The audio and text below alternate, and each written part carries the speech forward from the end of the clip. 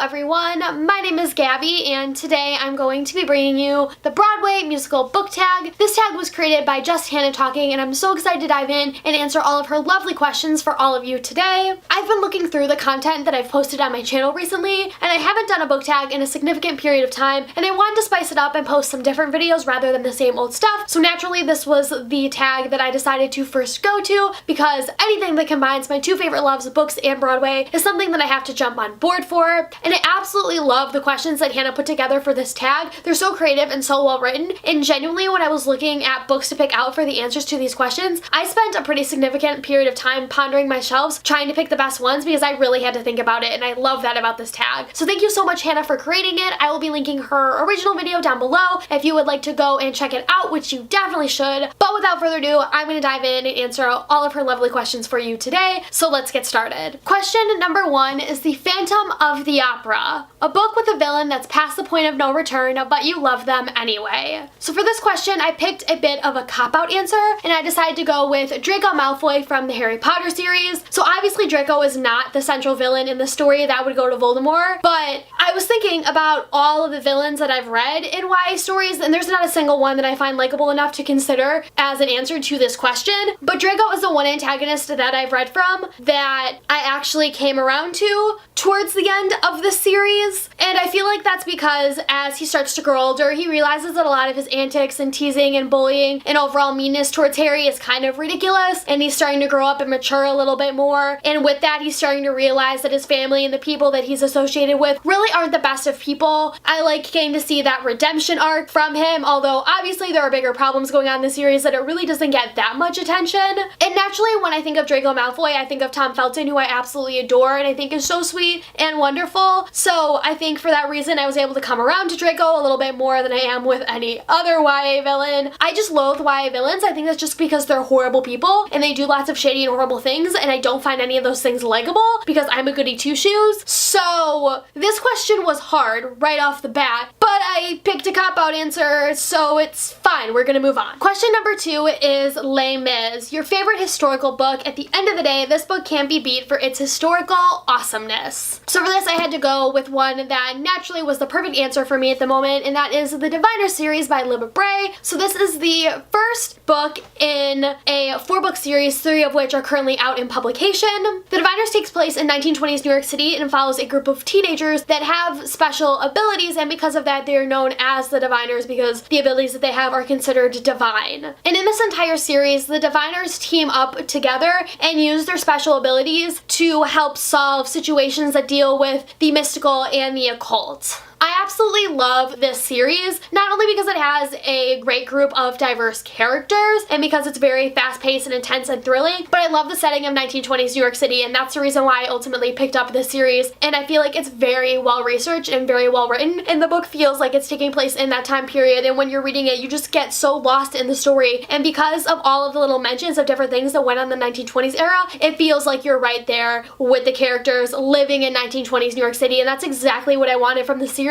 And my god, did Libba Bray deliver. It was fun because I was reading this book around the time that I was learning about the 1920s in AP US History, so we would learn about something that happened during the era and then I would go and read this book and see that exact same thing mentioned that I had learned about in AP US History. So that was just really cool and really was a huge indicator to me that Libba Bray did a good job researching this book to make it feel authentic to the time period that's being written in. If you want a historical book that has a little bit more flair to it, a little bit more going on, especially with diverse characters and like the whole plot and everything, this book is just so great. There's so many wonderful elements that it has that of course I would have to recommend it to all of you. I've absolutely fallen in love with this book and this entire series, and it's probably become one of my favorites. Question number 3 is Aida, your book OTP, 2 characters whose romance is written in the stars. So I could take the cop-out answer and go with Will and Tessa from Clockwork Princess by Cassandra Clare because they're by far my favorite OTP of all OTPs, and I absolutely love and adore them. I love Will and Tessa. I resonate to both characters immensely, and and I don't think there's any OTP that will ever beat them in my mind because they're just both so wonderful. For my answer to this question, I wanted to pick one that was a little bit more recent that I loved for a bit of a different reason,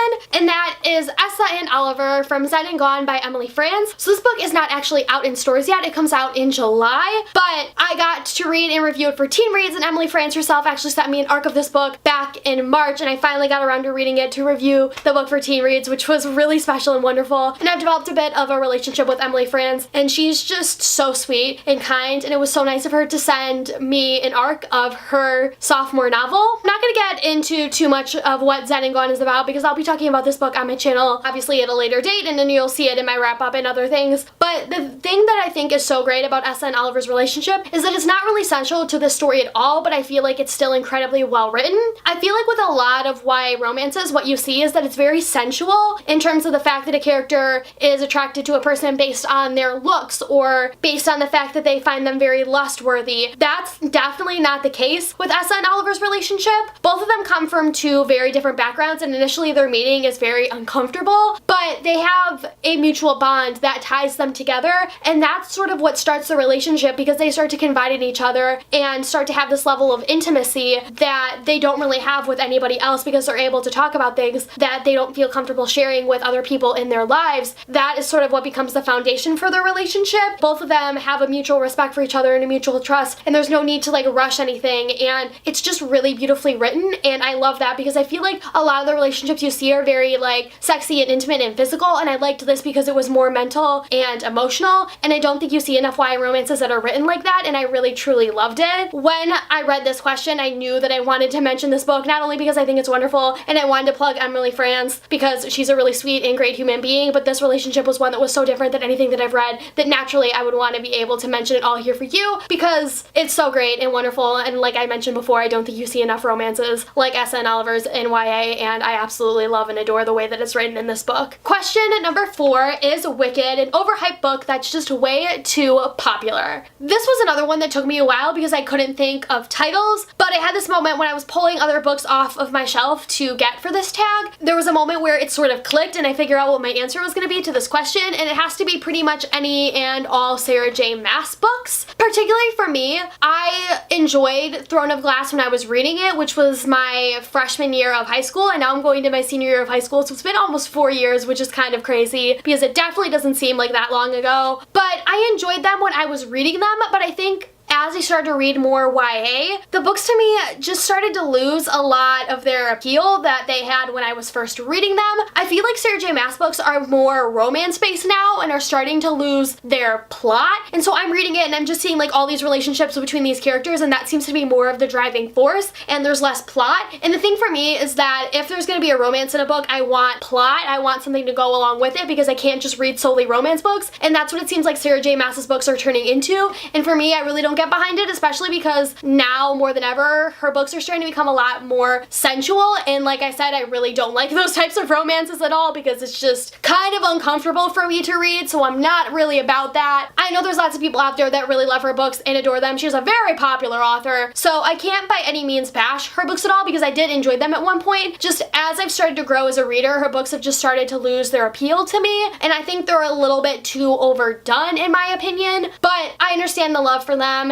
and I'm grateful that her books are able to do something for people and that there's people that are able to get enjoyment out of them, but they're just not for me. And I'm entitled to my opinion just as you are entitled to yours. Question number 5 is Hamilton, a book you found really fresh and unique, a book where the author totally didn't throw away their shot. So for this, I have to plug Heart of Iron by Ashley Poston. So I have somehow found a way to talk about this book in every single one of my most recent videos. As you all probably know by now, I got the opportunity to interview Ashley Poston while she was touring to promote Heart of Iron. It was my first ever author interview and it was such a memorable experience, so naturally I'm going to take every opportunity I can to plug her book. Obviously I've been talking about that experience a lot, but I genuinely did love Heart of Iron when I read it. I think it's incredibly different because not only does it pull from the worlds of Anastasia and Firefly, but it also has queer characters and it takes place in space, and it is intense and gripping and fun, and it just felt really different than anything I've ever read before, because this book truly is its own product. It's definitely not a retelling at all. Ashley just takes from elements of stories that she's read before and enjoyed and puts it into her own work, and that's what I feel like any good story should do. And I just had so much fun reading it. Not only because I have so many wonderful memories and things associated with it and all the experience of like getting to do the author interview, which made reading the book all the more exciting, but the fact that it was genuinely well written, and as I was starting to get towards the end of it, I got so invested in the world and the story and the characters, and that's what I think any good book should do. So I really loved this one, and I'm really grateful that I got the opportunity to interview Ashley and that I have all the memories associated with this book that I do, because it just made it such a nice and refreshing read. Question number 6 is Lion King, a book you remember fondly from your childhood, a book that helped you to be prepared for your future reading life. So this, without a doubt, has to go to The Hunger Games by Suzanne Collins. The Hunger Games was the first YA book that I had ever read. Up until that point, a lot of what I read were more contemporary books that took place in a high school setting, but felt like they were written for more middle grade readers, and they're the type of books that I could definitely not ever see myself reading now, even though they take place in a high school setting. This was the first book that I read that ever dealt with really serious and mature topics, like a whole bunch of kids being thrown into an arena and having to mass murder themselves is very, very dark, and I'd never read anything like that before. And I'm looking at all the YA books I read now, and I'm realizing that that's pretty much all YA is especially dark and gruesome stories, especially when you're dealing with like fantasy or thrillers and things. YA gets very, very dark very quickly. So this was the first book that definitely opened that up for me, and I feel like if I hadn't read The Hunger Games, I would not be where I am now, and I would be such a different person. This book is truly what made me a reader and made me want to read more and made me interested in the YA genre, and I'm so grateful that I have this story and these series and the movie adaptation and just everything, all of the memories surrounded around it, because I wouldn't be standing here today if it weren't for this series. It has such a close place to my heart, and I absolutely love and adore it, and I'm so grateful that I read it, and it's such a huge part of my childhood, because everything that I am now and everything that I hope to be is because of this series. Question number 7 is Oklahoma, a book that takes place in your own country, state, area, etc., whether that be Oklahoma, Kansas City, or somewhere in between. So for this, I had to go with the very classic answer of Divergent by Veronica Roth. So this book takes place in dystopian Chicago, and it was the first young adult novel that I'd ever read that took place in not only my hometown, but that was written by an author that is from my own city, because obviously Veronica Roth is from Chicago, and she got to attend Northwestern, which is a college that I'm looking to applying to, and have family members that have attended. So I just had a lot of connections to her in this book that naturally it was going to be my first choice. I love Divergent. It's another one of those series that really opened up who I was as a reader. Since the movie franchise happened, I have lost a lot of my love for this series because the movies did ruin it for me, and I feel like I've grown so much as a reader that it's hard to look back at these later books and have the same appreciation that I did for them when I was just starting out. But I still do love this series. It's one that when I think of Chicago, this is going to be a book that always comes to mind because it's such a huge part of who I am as a reader. And again, if I hadn't started out reading these books initially, I wouldn't be where I am today. So I feel like it's very fitting that these two books, The Hunger Games and Divergent, sort of follow each other within this book tag and within these two questions, because both of them are huge books that impacted me as a reader. Question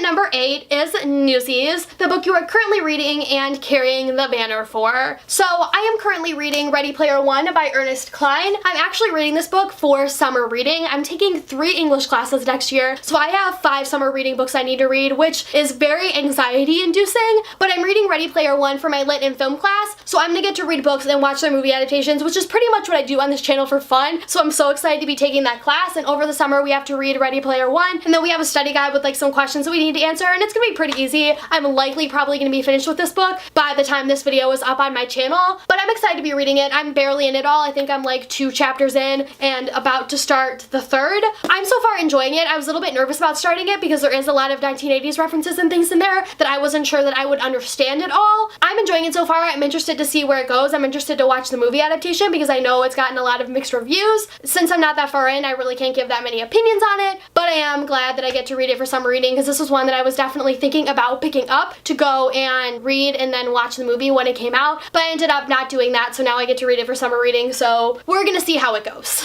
Question number 9 is Rent, a book that took you ages to finish, like 525,600 minutes. So I actually think I'm picking a pretty fitting title for this question, and that is The Untold Stories of Broadway Volume 1 by Jennifer Ashley Tepper. So this book took me a month to get through, and that was because I was sort of reading it and then putting it down and starting a book and then picking it back up. And so I really wasn't reading it all in one sitting. I was kind of reading it periodically throughout the entire month. But normally when I read a book for that long, I start to get really anxious because I'm got nervous about why is it taking me so long, and I start to sort of become disinterested and overwhelmed, and that's when I start to not really like the book. But for me, I think it was different because this wasn't so much a novel and there wasn't so much a plot. It was just lots of different interviews and things, and I wanted to take in every single page and every single moment, so I didn't feel as anxious about the fact that it was taking me that long. So it wasn't that big of an issue for me, so this probably isn't the best answer to this question, but it still did take me a month to get through, so it was probably the best choice. But if we were to talk about novels that I felt like took me a while to get through, the one that I had that most anxious feeling about, the one where it felt like it was taking me forever to read and I just wasn't getting into it, was Passenger by Alexandra Bracken. So this is a book that now that I feel like I've gone through AP US history, I feel like I would have so much more appreciation for,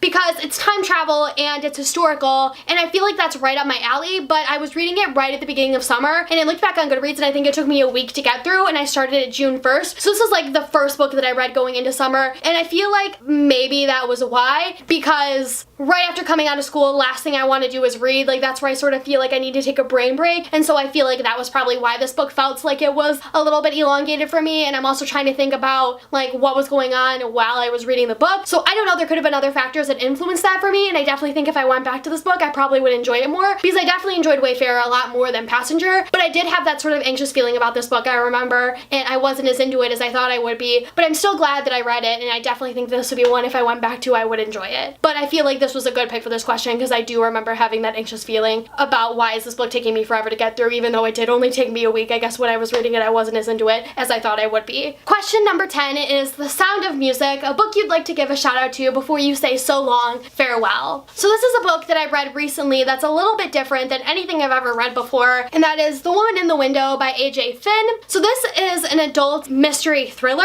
This is the first book of its kind that I've ever read. I've read YA mystery and thrillers. I've done some other adult books before, but I've never done a straight up mystery thriller, and this book was freaking dark and intense and creepy as all hell, but it was marvelously written and so much fun to read, and I flew through it, I feel like, in a day. Like, I just read it all in one sitting because I was so compelled to the story and the characters. And this book initially is a slow start, but as you start to get into it more and more, it starts to pick up, and you're constantly guessing. You never know what's gonna happen next. And there were times where I was reading this and things would get revealed and I'm like, oh, that makes sense. But by the end of this book, I was completely shook. I couldn't predict what happened. I was just sucker punched, and I'm so glad that I read it because this is one of those books I would have not picked up if it weren't for BookTube and people like Emma Books and Brandon from Branda the Book Addict, because both of them talked about this book and how much they really loved it, so I was encouraged to pick it up, and I'm glad I did. It's being adapted into a movie. Amy Adams is starring, so I'm really excited that I got my hands on this and read it so that I can go and see it in theaters whenever it comes out. I believe the movie starts filming in August. That's really exciting. I'm glad that I read this. I wanted to give a shout out to it because if you're old enough and mature enough to pick this book up and you think you can get through it, it's worth a read. But I have to tell you that I did finish it late at night and I kept my light on because I was freaked out by the time that I finished reading this book. It was intense. So that is it for the musical theater book tag. Thank you so much to Hannah for creating this tag. I had so much fun answering all of your wonderful questions. I'm not going to be tagging anyone at all because usually people that I tag never end up seeing my tags, never end up actually doing the tag. If you want to do this tag, I tag you. Go and have fun answering bookish questions that have to do with musical theater and Broadway, because who doesn't love that? Thank you all so much for watching this video. If you want to check me out on social media, you can follow me on Instagram and Twitter at GabbyYABooks with one Y. That is GABBYABOOKS. If you want to find out what I'm reading each month, you can check me out on Goodreads and Teen Reads. Both of my links are down below to my profiles there. My email is also down below for inquiries. If you are a fellow creator and author and you'd like to send me a message, you can send it to me through my email, and that's down below if you feel like you need it. Thank you all so much for watching, and I'll see you next time with a new video. Goodbye! Broadway, here I come.